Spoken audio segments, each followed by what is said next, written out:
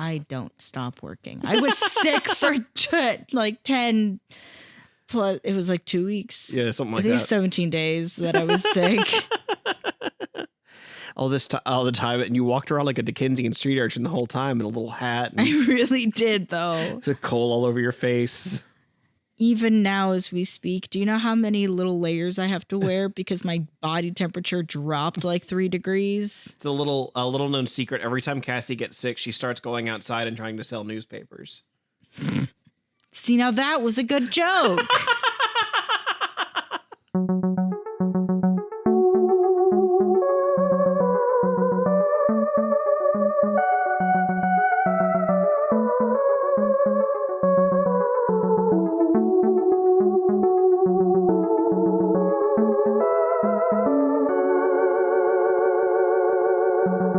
Hey, everybody, and welcome back to another episode of Who Is My Doctor? Who is my doctor? Who is indeed. I'm your host, Zach, and I know a lot about Doctor Who. And I'm also your host, Cassie. And I know enough. You'll be so proud of me. Guess what I did the other day? What'd you do the other day, Cassie? I gave somebody a proper education on how Doctor Who started. You watched a whole movie about that. Yes. And then somebody asked, they were like, why do the doctors change actors? And I went, oh, funny you should ask. And then they went, wow, that's actually super ingenious. And I went, isn't it? And then she asked, who's your favorite doctor? And then I went, oh boy, is that a loaded question? And then another friend entered the room. It was like, oh, I've only really watched one season. And I went, oh, which season is that? And he went, not Tenet.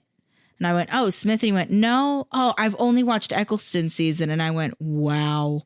What a only season to watch. I mean, in a way, it makes sense. You just watched one Doctor's entire run. It'd be like watching the TV movie and nothing else. Yup. It's. But are you proud of me? I am so very proud of you. Thank you. And you brought up a good topic here, talking about why the Doctor changes faces, because we have our first adventure with a new Doctor. Hooray! This is the 12th Doctor, Peter Capaldi's first full story. We got a couple glimpses of him before. All I know is angry eyebrows. Yeah, we got his angry eyes from just in case from the 50th anniversary, and then we got the very end of Matt Smith's last special where we find out that Peter Capaldi has new kidneys and he doesn't like the color. Mm-hmm. And so does that mean that Smith had different colored kidneys? And if so, what color were they? I mean, Tennant had new teeth, so nothing wrong with having new kidneys, they all I suppose. have new teeth. I think there was a comic or something that implied that he suddenly had like polka dot kidneys, and that was and Capaldi could feel the polka dots. If memory serves, it's something like that. I don't have the thing right in front of me, but I know that it's quirky girl. Yeah, it was, and it's from a comic, so it's like you could be weirder in the comics than you can in the show, and the show's already pretty weird. But yeah, it's super weird. Very kooky crazy. Yeah, we are getting our first adventure with Peter Capaldi. Do you have any expectations about him at all? No. No? Well, all I know is that of the doctors, he's the one that does and doesn't have a uniform. Yeah, we went over the fashion show of sorts, and he and Ncuti both don't really wear the same. Like, he had an outfit. By his second season, he sort of decided, I want to do different looks. He has an outfit in the same way that like Benoit Blanc has an outfit. Yeah, he's got an aesthetic. I think this doctor just likes clothes. Yeah, he's got like an aesthetic, and I think Capaldi's, more than any other doctor, I feel like Capaldi was really like evolving his character as the show went on. Because Matt Smith was he was more about exploring the depth of a character that was already there. Tennant was sort of the same thing. Capaldi was the first one where the Doctor, I feel like, is very different by the end of his run versus the beginning. I also feel like he has every reason to be different because of everything that has transpired prior to him assuming the form of the Doctor. Yeah. Because, they've saved Gallifrey. They know that Gallifrey's in another little parallel dimension. But part of the central, not motivation, but part of like the central weight around the character's neck has been the Time War and what he had to do. And this is the first incarnation of the Doctor that knows what really happened. This is the Doctor that is aware of what has happened, is fulfilling the title of the Doctor, but is also redefining that title. Yes. And so when Matt Smith announced his departure, they took to the task of finding a new person, and they found Peter Capaldi. And, you know, sort of in good timing, they had enough time where they could fit him into the 50th in a way that where they've never really had a Doctor show up before his incarnation before. That was the first time they ever got to do that. A little sneak peek. Yeah. But it's funny, Stephen Moffat specifically, he's gone on record saying that he thought about Capaldi for the 11th Doctor, but then when he saw Matt Smith, it was so much like, oh, that's who I want. Mm-hmm. But after leaving Matt, he was like, we just left having the youngest Doctor, and now let's do something really different, and picked basically the oldest Doctor. Capaldi is only a year younger than William Hartnell when he took the role. And Capaldi has been watching the show since Hartnell's run. Cool. He was, I know he might have been the head of a Doctor Who fan club when he was in high school. Nerd. There are like fan letters that are published in, I think, Doctor Who magazine from him. Like he of all people who have played it, like this is something he wanted to do. He's been there. What's that one Narnia quote? Do not cite the old text to me woman. I was there when they were written. Yeah, that's him. Very much so. And it's interesting. I watched an interview where Moffat was talking about the process for finding the 12th Doctor. And so they auditioned Peter Capaldi and no one else. They had him come in, did not tell him he was the only one auditioning, but I believe it was Stephen and I think it was Mark Gatiss that he was talking to. It might have been Ben Stevenson, the drama commissioner at the BBC, but it was basically it was him, and I think it was Mark Gatiss, and Stephen had his list, and he got Mark Gaddis's list, and it was Peter Capaldi, a blank line, and then some other options in case Peter didn't work out. But at the top of Steven's list was also Capaldi. So basically it was like the only reason... It was a unanimous... Yeah, the only reason we won't go for Peter Capaldi is if he doesn't want to or can't do it. But of course he could, and he did for his 3 seasons, just like most other Doctors. Nice. And this is his first time with Deep Breath.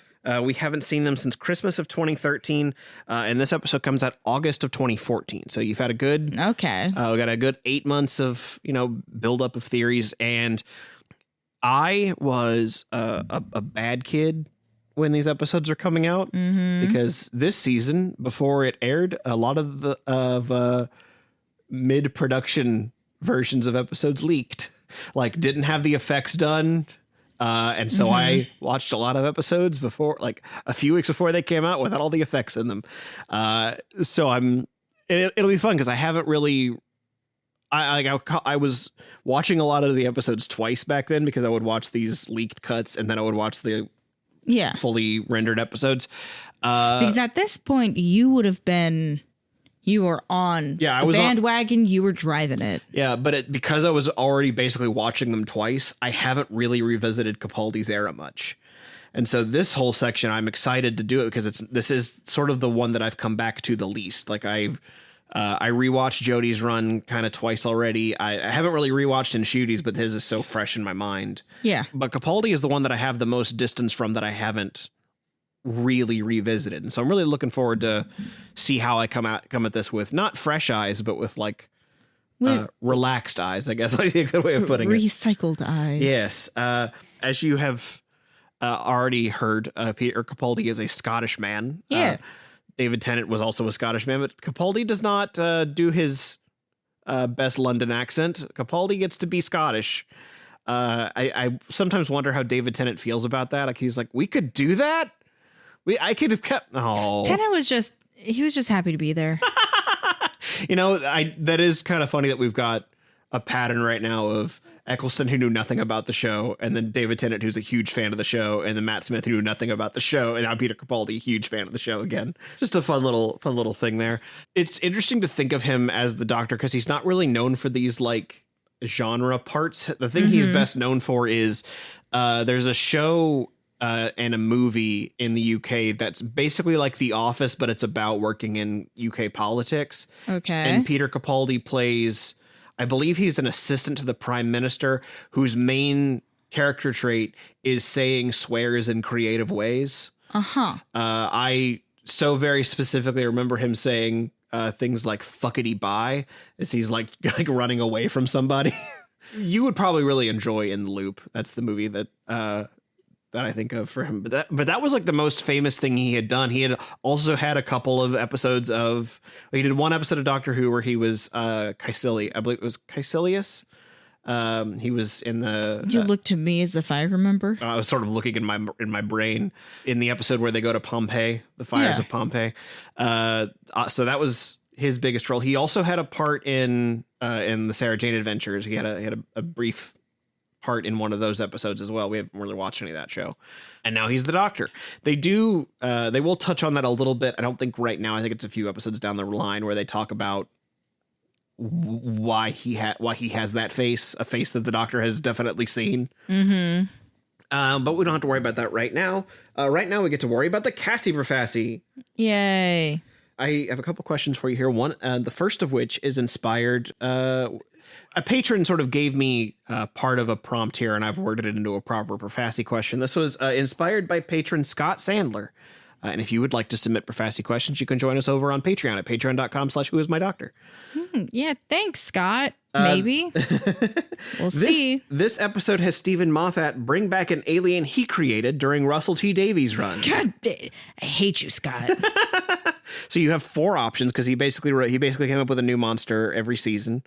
There was the nanogenes from The Empty Child. Okay. They were the ones who made the little boy say, "Are you my mommy?" Uh-huh. There's the clockwork droids from The Girl in the Fireplace. Yeah, fuck those guys. It could be the Weeping Angels again. Fuck those guys in particular. Or the Vashta Narada from Silence in the Library, where we first met River Song. God damn it. Okay, what's the stupid question? So this episode has Stephen Moffat bring back an alien he created during Russell T Davies' run.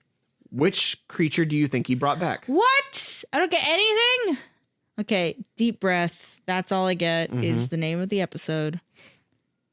Like, which do you think there's more of a story for?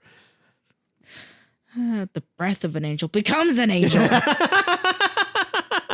Don't breathe. Don't even breathe. That's that's blinking and breathing at the same time. That's a 1 in 4 chance for any of them. I don't get anything. This is unfair. I mean, it's just a chance. That's Cassie. That's the Profassi. That's the game. You got to read the tea leaves. No, it's draw the tarot cards. Roll the dice. Have you any cards or dice for me to draw and or roll? No, you don't. Unfair question. I narrowed it down to 4 for you. Okay, thank you. Does the title help me at all? Because that's all I have to work with. That's why it's Profassi, Cassie. You've got to see. Okay, yes, What do the spirits tell you? Any good con artist will tell you I need more info to go off of. I'm getting a reading from the room. Does somebody here have a person in their life whose name starts with M-U, Mom? Well, I guess the real question is, what do you think would be most interesting for a doctor to come across after all this time? I don't fucking know. Any of them? Any of them? No. Okay. Probably not an angel because we did just see angels in the Christmas special. Yeah, he brought the angels back almost every season for. So I don't think it's angels. Okay. I want it to be angels. I don't think it is. Okay. So we're crossing off angels. Then that means you got the nanogenes, the clockwork droids, or the Vashta Narada. Nanogenes or Vashta Narada. Those are my two. So I've narrowed it down. Okay. So you're crossing off the clockwork droids? I think so. Okay. That leaves you with the nanogenes that were basically like nurse droids. They were like little nurse robot bugs that just. I'm gonna say it's that because if my only clue is the title, then that means that it has something to do with. We did see them put gas masks on somebody. So. Yes. Okay. So that's my prophetic guess. Alrighty. Prophetic, pathetic. Next. All right, so Cassie guesses that the nanogenes from the empty child and the Doctor dances return for deep breath. And then the Doctor briefly thinks, in his just regenerated delusional state, that Clara is one of the 11th Doctor's other companions. Can you guess who? I will, as a gift for this one, I will tell you this is sort of a trick question. It is not an obvious pick, meaning it is not Amy or Rory. Who else was there?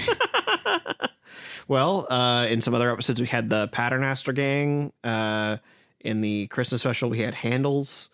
There's no way it could be Handles. It would never be Handles. We had Michael Gambon in A Christmas Carol.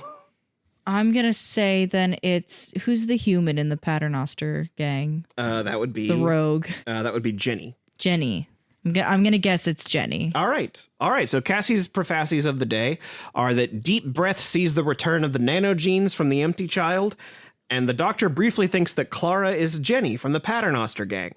And we will find out together if she is correct as we watch Peter Capaldi's debut performance as the 12th Doctor, Deep Breath. Both of these questions unfair. Just gonna put it out All there. the questions are unfair. That's what makes it a prophecy. No, it's not. Oh, It's not an open book test. And also, sir, you have not been doing a very good job at your sick little game of guess my favorite thing. You are correct. I have not done that. I have written down an option now, so we will. I'm trying to get better. I'm trying to be better about that with our return to the show proper. So I do have a Zach's. A Zachy Perfaki for what will be Cassie's favorite moment in the episode. So let's find out if that is true as we watch Deep Breath.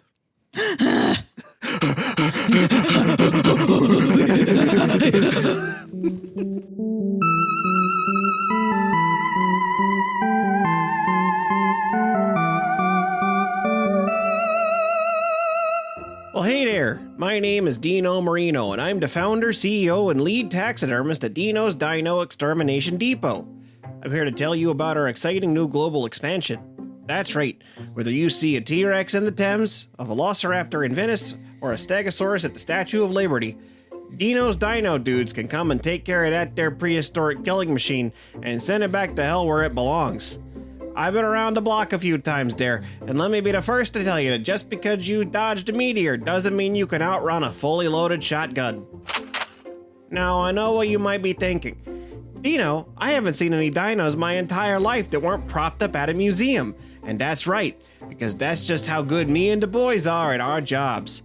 So the next time you see a pterodactyl at the Taj Mahal or an Allosaurus at Amsterdam, you know to call Dino's Dino Extermination Depot, your favorite Chicago killers that aren't clowns.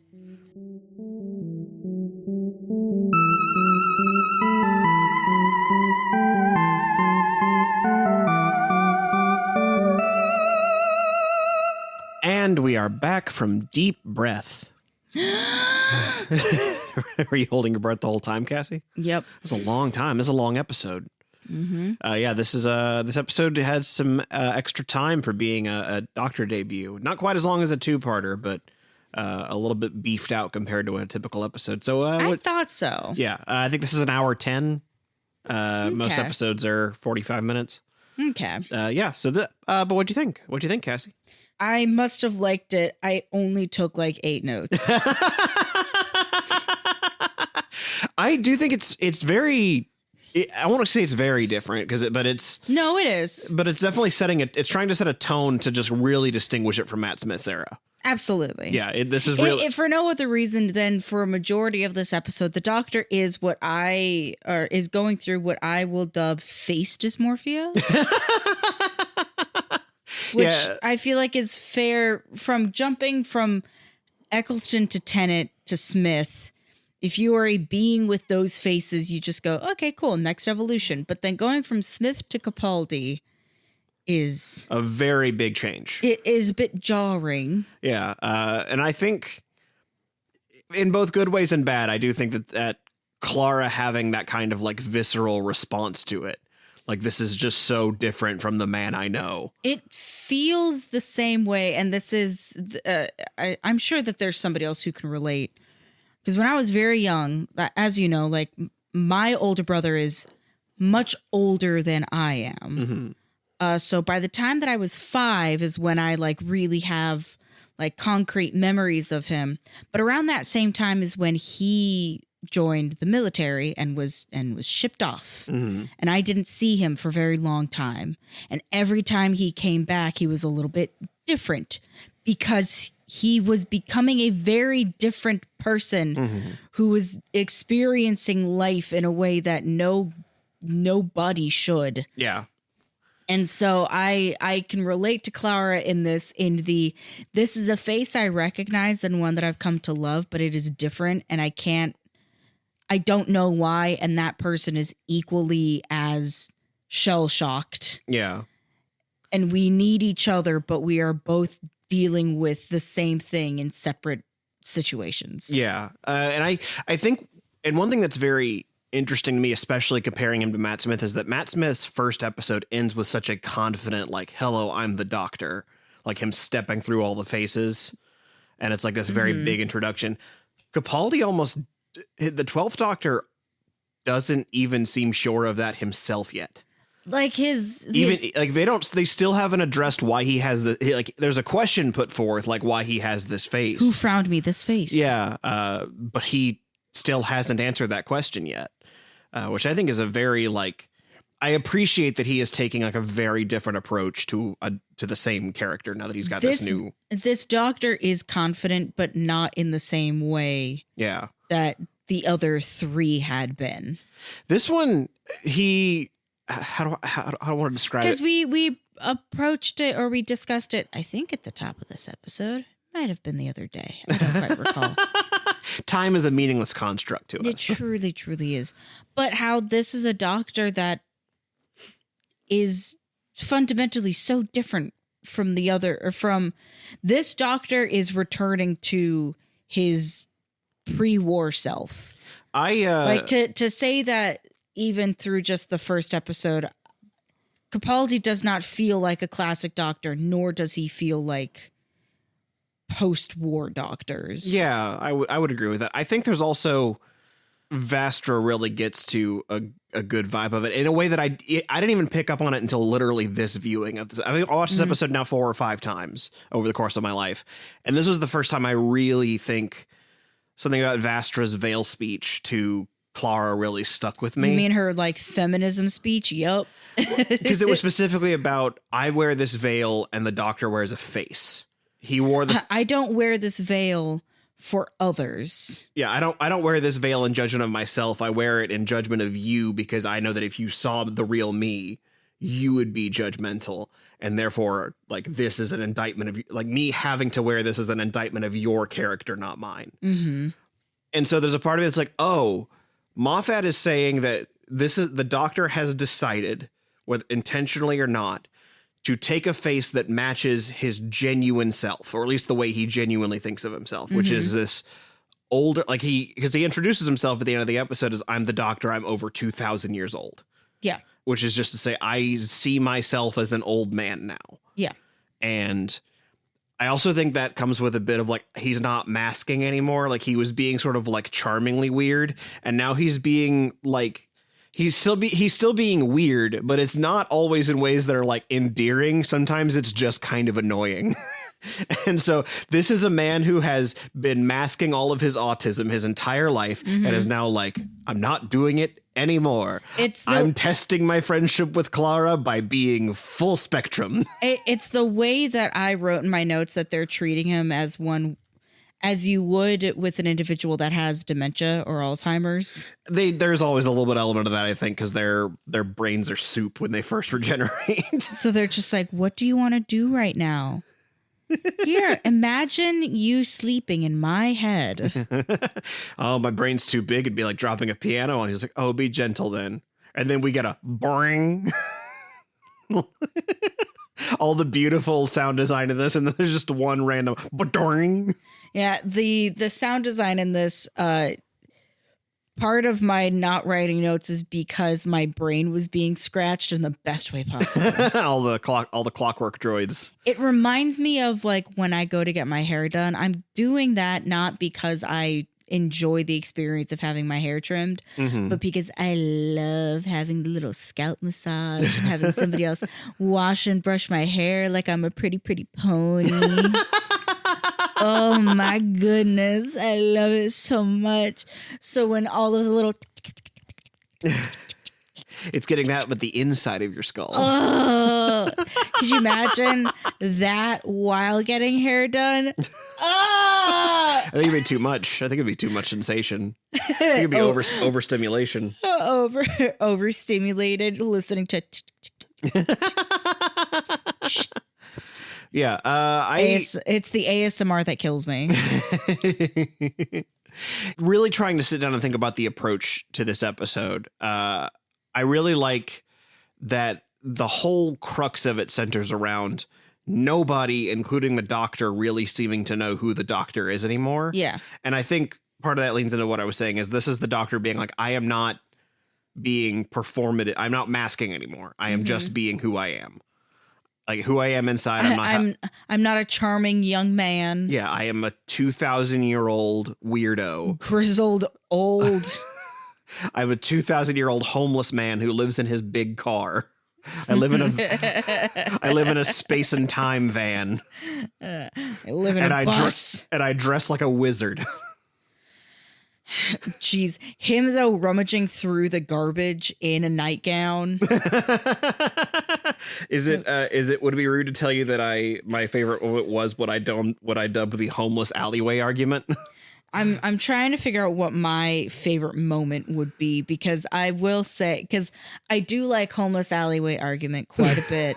So I went, this man truly is just looking at who he thinks is a fellow hermit. It's like, here, let me try to help. Like, we've all been there. And then just having to backpedal, go, no, I don't want to help you. Give me your coat. No, I'm cold. Well, I'm cold too. There's no point in both of us being cold. Give me your coat. Yeah, that's me. I like that. That was me that one time I didn't bring a sweater to Disneyland. I like the that he really dials up the Scottish accent for that. Like he's really playing in the space of being Scottish. I'm Scottish. I can properly complain about things. Give me your coat.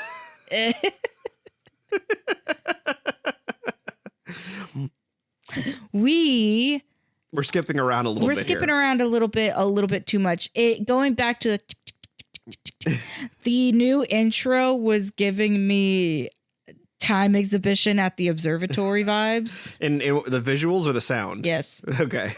Like it had science center energy. Can I say? So I told you before that I had seen mid-production cuts of a lot of these episodes. Oh no! I had not seen the intro was not included in the. Okay, I thought it was just going to be like a guy with a piece of paper just going. No, I think it just had like a slate, a ribbon dancer. No, I think it was just like an image that just said intro goes here. But I had still seen that intro before because that intro was designed by a YouTuber. Oh, fun. Somebody just had an idea. They just kind of put it on the internet as like an idea. And Stephen Moffat was like, I have never seen someone properly convey the fact that this ship travels in time. We have gotten a lot of space. Like we got the time vortex, but we had not seen someone craft an image that shows them traveling through time. And then he had this like clockwork aesthetic that has them flying through time. And Moffat just loved it and went, can we just have you do this, but fancier for the show? It felt a little bit not, hold on, brain pudding. Planet of the pudding brains. It did feel a little bit like Alice in Wonderland, just a smidge. Yeah, I could see that. It was Clockwork Gears a la Wicked meets Alice in Wonderland meets Griffith Observatory. Yeah, I definitely think there's something to that for sure. Which I'm not sitting here being like, nah, it's stupid. Like, au contraire, I kind of loved it. Yeah, it was. And they put his face. There's just something about putting the Doctor's face in the intro that just makes me go, this is the show I am watching. Especially when it's Capaldi's attack eyebrows. His attack eyebrows. You could open bottles with these. They want to go off my face and set up their own independent state of eyebrows.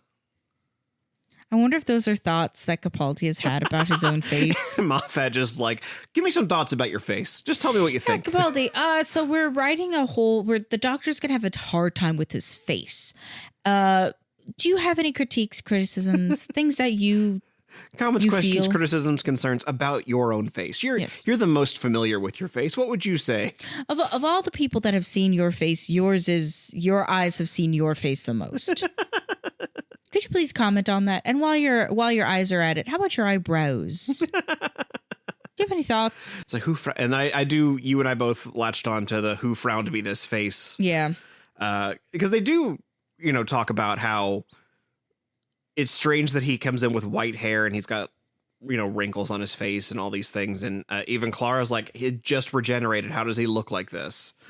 Mm-hmm. He should be new. Yeah. And I think for Clara, it's a little weird, especially because like she has dipped through his timeline, but she's only seen like all these older guys. But even then, all in recent memory, the oldest guy is Eccleston.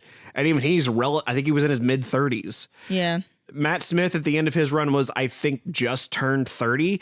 Peter Capaldi picking us up is 56. Like the visible age of the actor has nearly doubled. Yeah. It's a big change, I'm sure, especially for Clara, who at multiple occasions has sort of implied that she did have a bit of a thing for Matt Smith Doctor. Mm-hmm. I do think maybe they lean in a little too hard on the he's not your boyfriend thing, because it just makes it sound like the lady doth protest too much, which is more just, I don't think they needed to bring that up as much as they did in the episode. Yeah. But that's my only real complaint. And I do like the tie off at the end when the doctor's like, Clara, I'm not your boyfriend, but you're not the one who made that mistake. I think that was in hindsight, I'm like, okay, that actually does tie it back to this new thought of this is the doctor unmasking. Yeah. He is telling Clara, like, I'm not going to pretend to be your quirky little boyfriend anymore. This is who I am. I'm an old weirdo.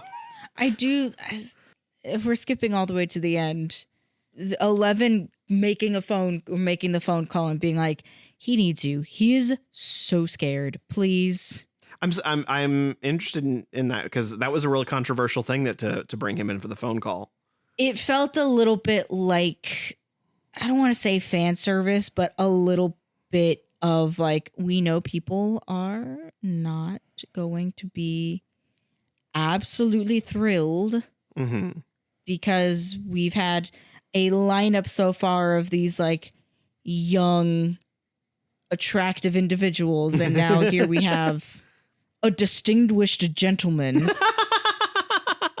A frowned face. Yeah, we have a frowned face.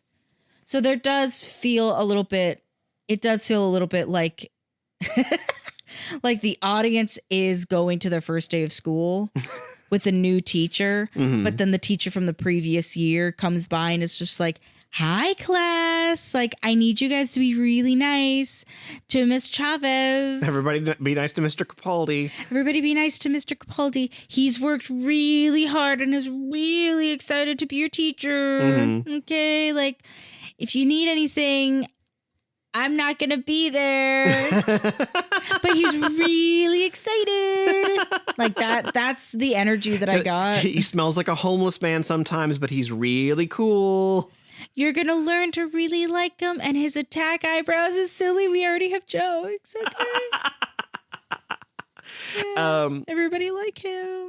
There was also something I had put together because you had really emphasized it at the end of Matt Smith's run, that Clara was really mad at the doctor for not saying goodbye. Yeah.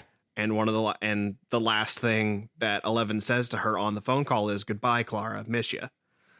Which is just, I hadn't even put that together before. And you actually making that observation so heavily in the previous episode. Yeah, really like, I'm so smart. Hey, they're just letting you know I'm giving you credit where credit's due. So smart. Being smart. Yeah, so lesbian lizard. Let's talk about her now. Yeah, this is our last appearance so far. This is the last time we see the Paternoster gang. Yeah, I'm a little bummed by that too. I like them. I really like the Paternoster gang.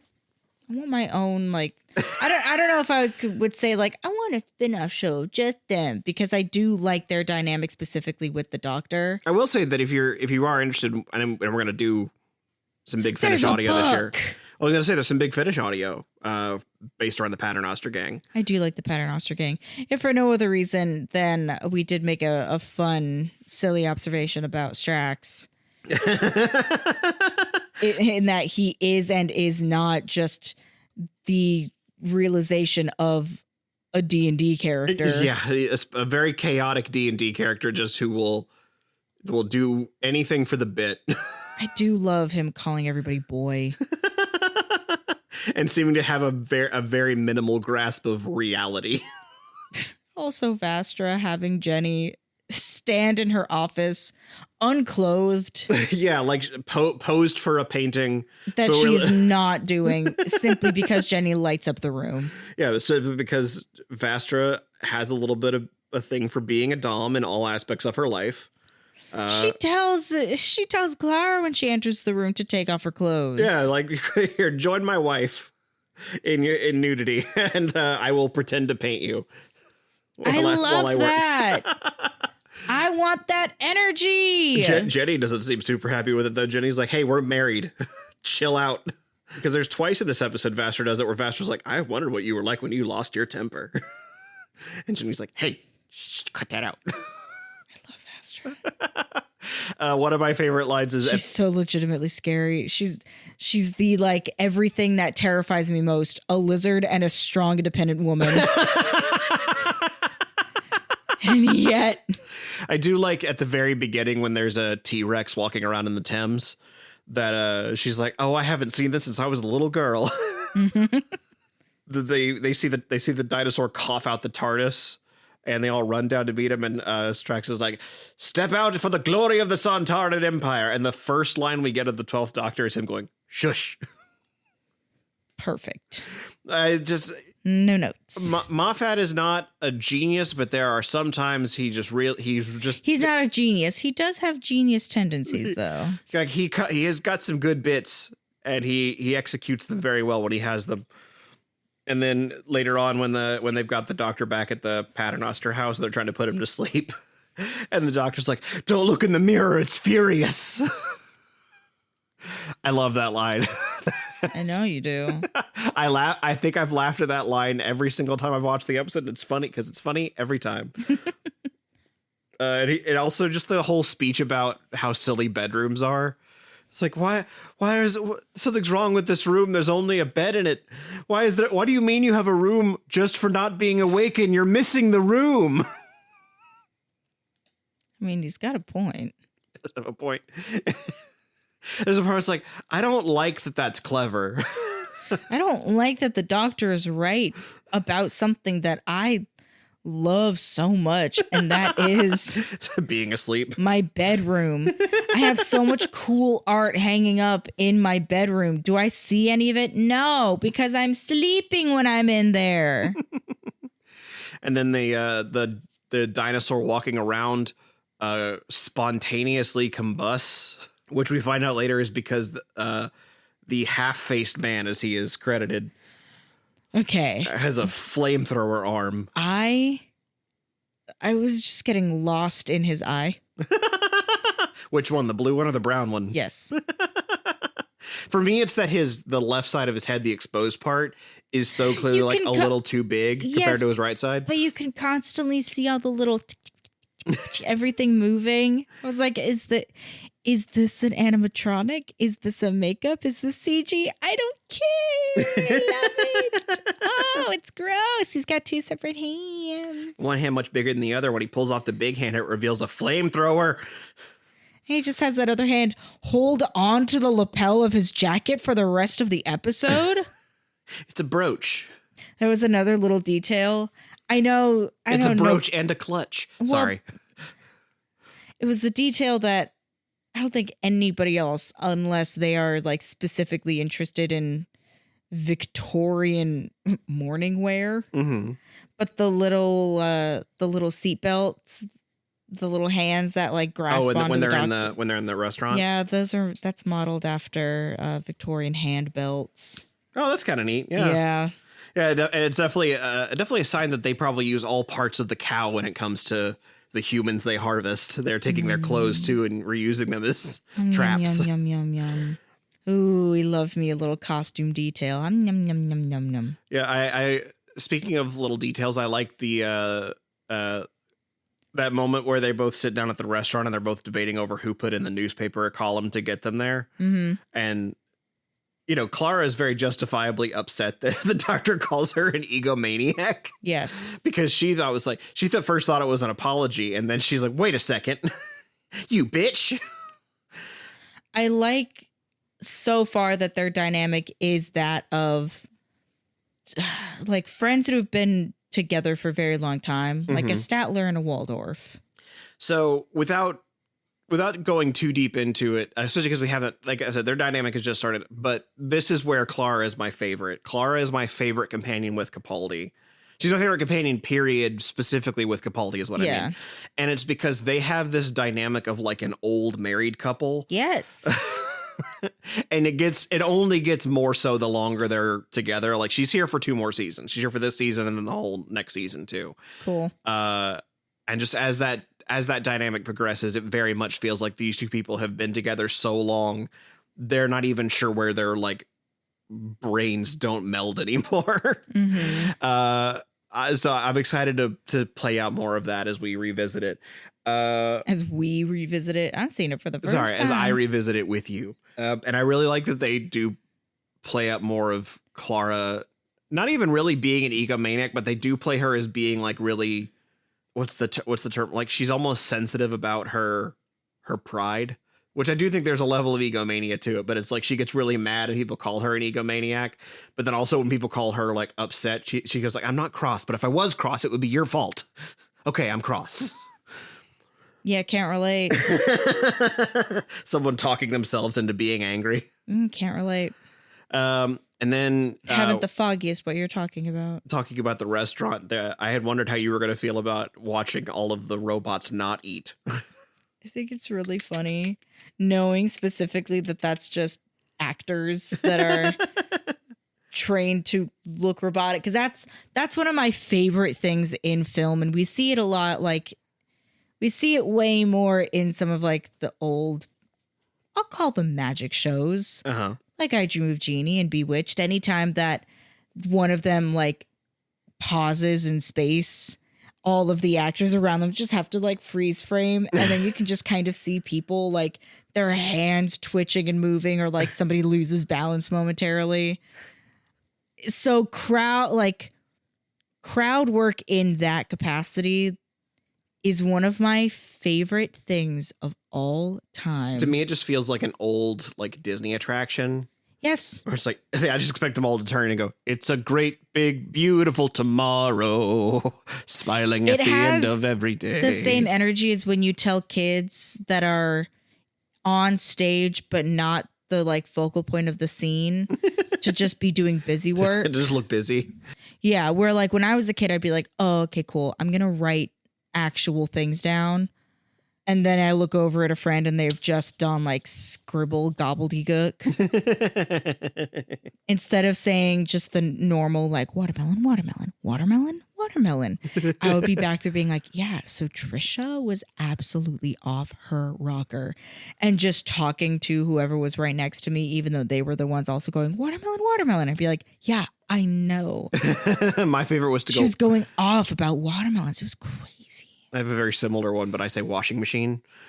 Washing machine, washing machine, washing machine, washing machine. Yeah. That's my Walla sound. Yeah. So I think if I had to, oh man, it's tough. I'm trying still to figure out what's my favorite bit, because I do really like actors having to pantomime eating soup and not actually eating soup. I do know that you also really liked the way they they introduced Capaldi in that scene where Clara's just like sitting at the booth all alone and she starts like sniffing around curiously. And they just pan over to him sitting in the booth like he's a dead fish in a coat. He's got like his little T-Rex arms. He's just, hi. And she's like, God, the smell. And he's like, I know, it's everywhere. There's a lot of good moments in this episode. There is a lot of good moments. I will say again, I know that I have a hard time picking a favorite because I was genuinely paying attention and not writing a lick of thing down. Yeah, I mean, part of the reason I picked the Allie argument was also the part where he's like, I need new clothes and a big long scarf. No, I'm past that now. It looks stupid. Hey, everybody say what you will, but I think 4 might be the favorite all around. That's a lot of people. I mean, that's a common phrase. Definitely a common feeling. I think he would look swell in a green velvet suit, but that's just my opinion. The booth gets taken down below the restaurant to reveal this. Whee! This alien Their little feet start kicking all crazy. To reveal the alien restaurant where all of the robots have been like slowly keeping themselves pieced together with human parts for. They've been Ship of Theseusing themselves. Yeah. The mothership of Theseus. Yeah. And they're all, been stitching themselves together as best they can. I like the one like very old Chinese guy. Just to tell you how long they've been around for. Yeah. I don't know why I snorted there. Ooh, that feels weird. I snorted in my laugh. I don't often snort when I laugh. Oh, you've picked that up from me.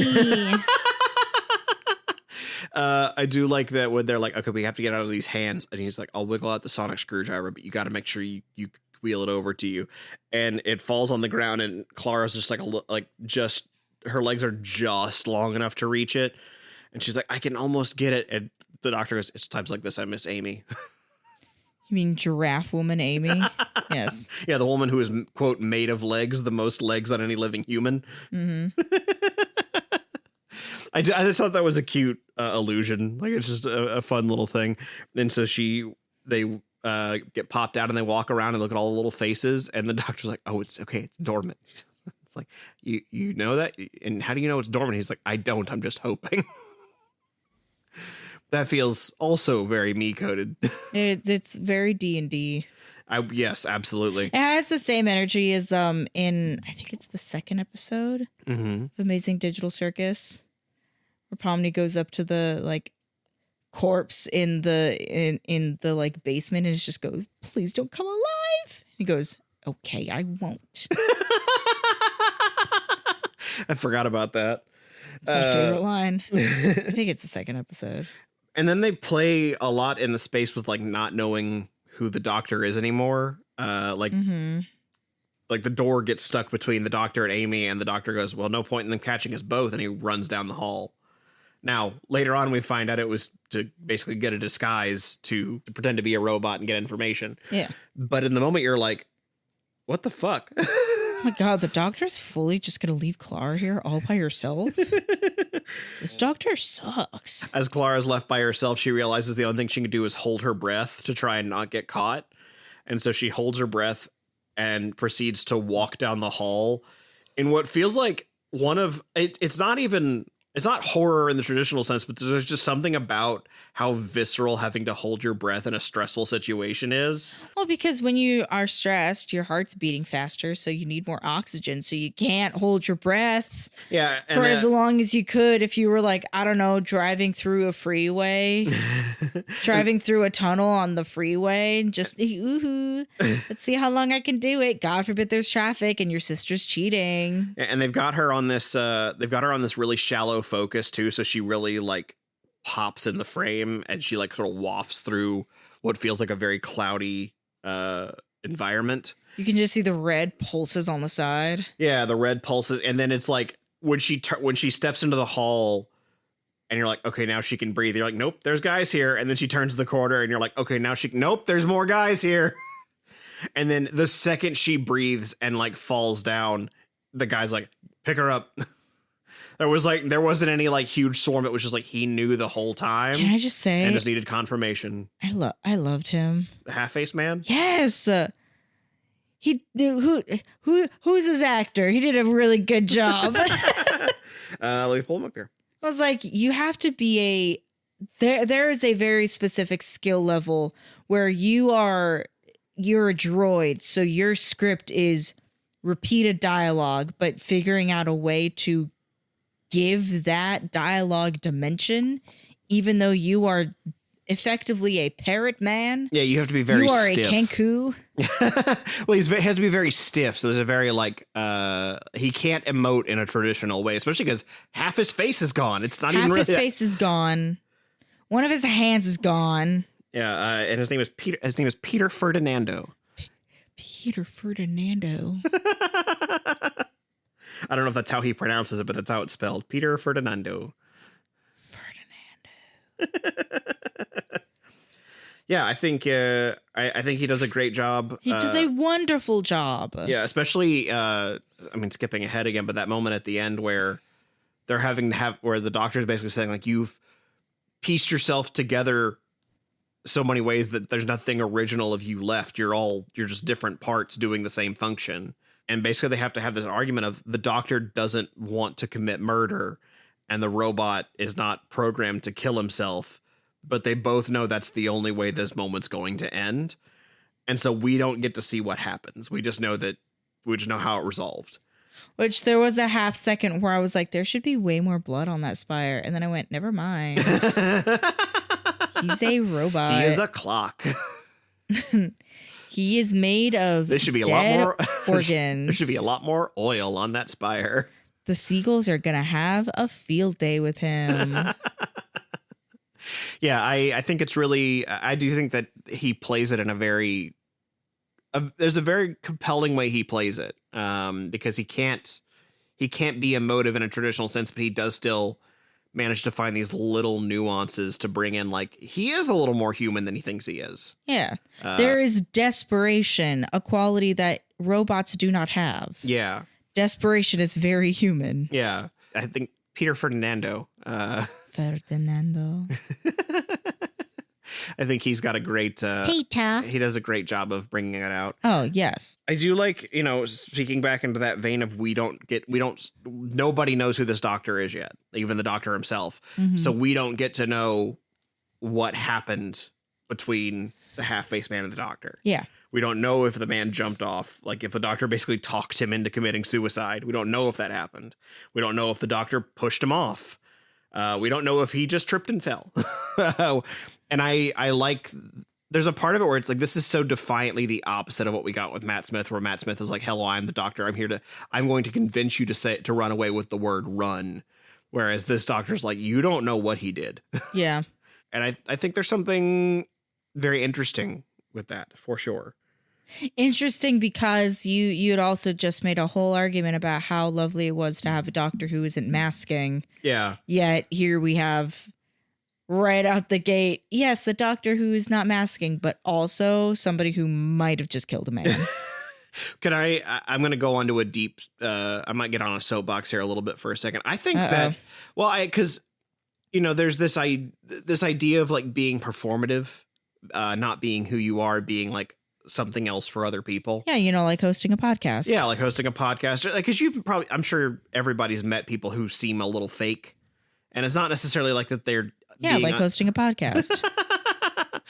People who are very like people pleasy, very you're putting on a show. You're putting on a show. There's a level of artifice over who you are. Yeah, a veneer, if you would. Now, but the question to me is, and I think it's an interesting philosophical one at least, is that if you are being performative, is that performance not part of who you are?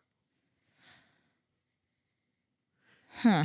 And in which case, if this doctor is unmasking, if they are dropping performance and just being their weirdo self, there is a part where it's like, I don't know who I am without that performance, because that's who I've been since my second incarnation, basically. Because the first incarnation was the first one that went traveling with humans, and he's had to be doing this performative aspect to him ever since. Mm-hmm. Peaking, I think 5 and 10 are sort of maybe the peaks of his, I'm masking the most to be normal around humans. Yeah. So I think there's something to be to this where it's like I'm throwing all this away, but I haven't been quote unquote normal for 1,800 years. I don't know what normal is anymore. Yeah. And so I do think there's an element of like, I've been a whimsy boy for so long.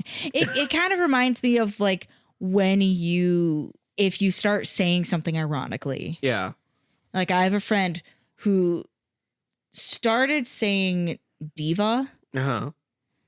just as a gender neutral, like, what do you mean diva?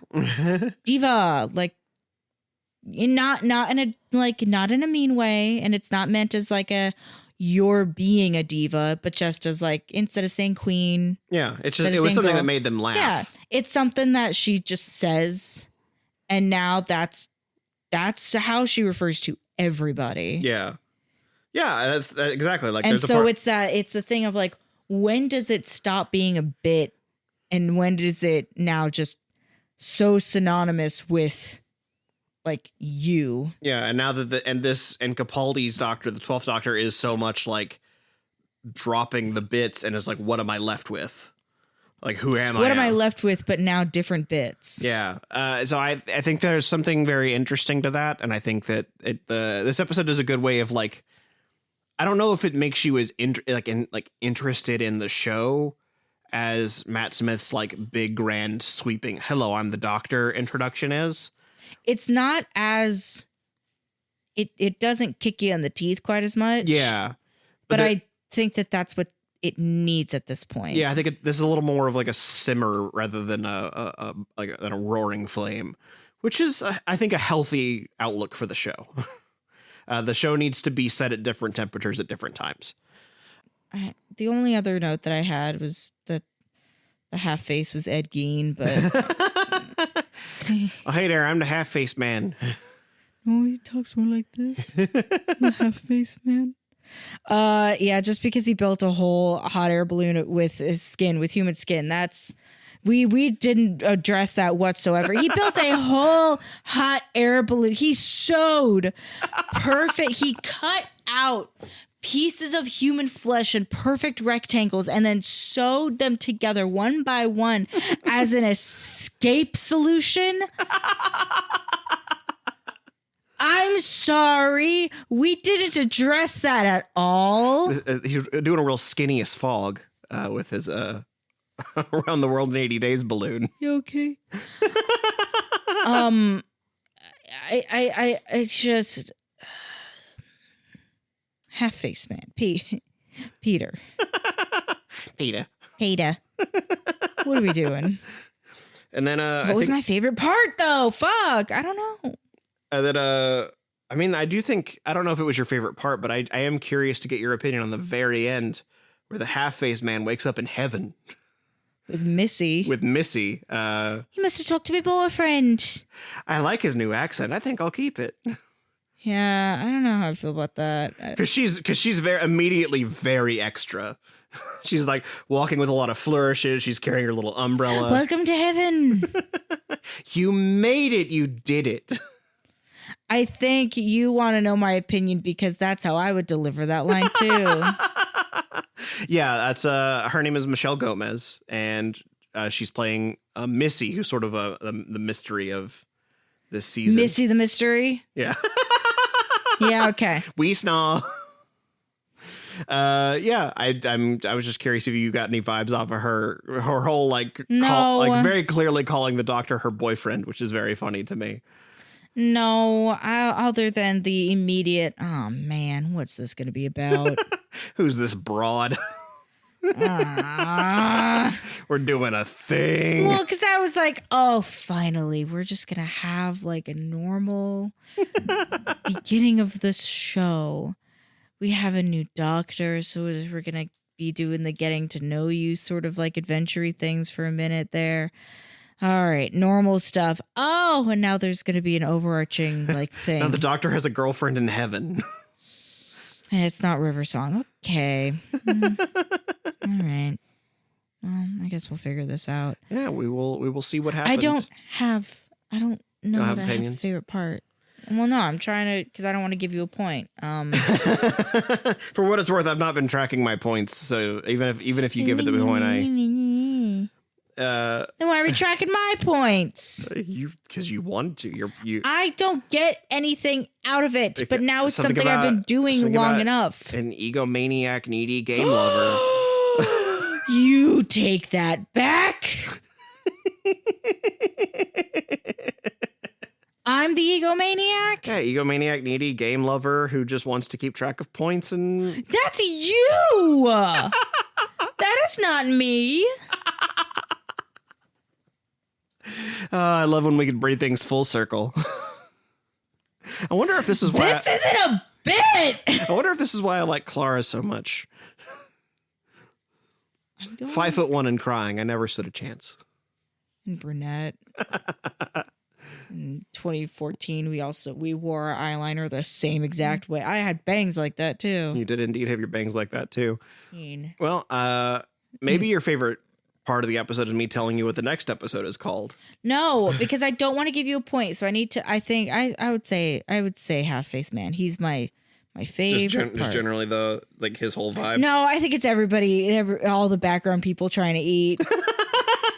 It's so funny. Well, if I may take another swing here and think, I think your favorite part of this podcast episode will be me telling you the title of the next episode, because next week we will be watching the second episode of the season called Into the Dalek.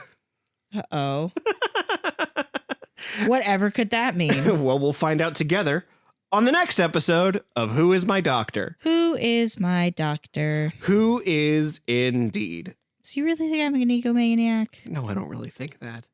But it was funny in the moment. Okay. I do think you're a game lover. Do you think I'm a Clara clone? Because that's what I'm getting from you. No, I don't think so in the long run. I do think there's probably almost certainly some overlaps, but I'm okay. Just have to clarify before I kick your ass. Before I kick your ass, Zach!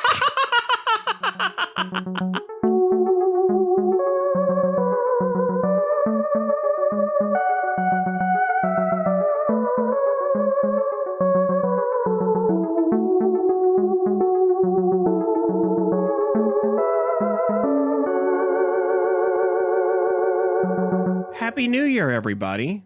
Thank you all for continuing to be here with us in 2026. I hope it is a good year for all of you, and I hope we continue to bring you whatever it is we bring you. Or if we're bringing you whatever this is for the first time, be sure you're subscribed to keep getting more of it. And also, it helps us with the algorithm and helping us find other Whovians out there. Special thanks, as always, go to our Big Daddy Dalek patrons, Andrew Blewett, David Gansel, Travis Aiken, and Daniel Lindgren. Next week, we get to find out just how little a guy a Dalek is with Into the Dalek. So we'll see you next Tuesday, because your Tuesdays are now Who's Days.